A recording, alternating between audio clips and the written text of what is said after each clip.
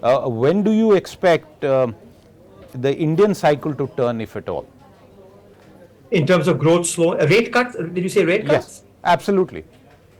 No, I think the RBI here is going to be, is going to look at both elements here, growth and inflation. Their growth number is strong for this year. They've increased it to 7.2%. Their inflation number is 4.5%, and so they can, at this point, have the luxury of, staying on hold.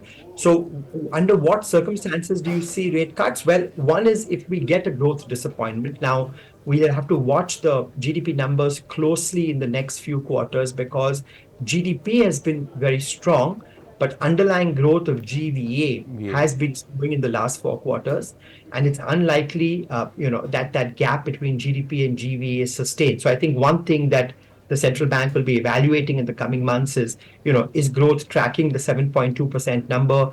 What is the outlook for GVA? And I think that will be a factor into decision making. Another is when, like the Fed, there is more clarity on inflation going to fall and staying there.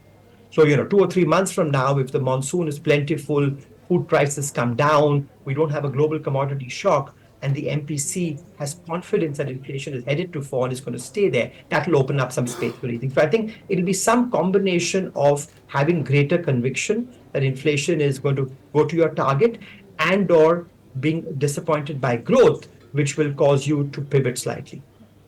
Since there's a 4:2 decision today, would that time where there is a majority view to begin a rate cut cycle be December this year, or are we looking at beyond that as well?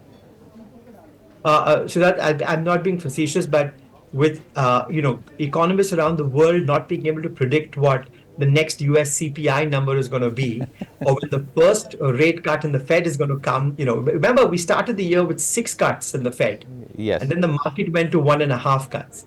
I think there are just too many unknowns between now and December. I think the RBI will have to be data dependent and take it one meeting at a time, not pre-commit in either direction for multiple meetings. And I think by August, we'll have a lot of clarity because by August, the budget is behind us. So the central bank knows the fiscal impulse. Hopefully, the monsoon has progressed both geographically, and temporally well by August.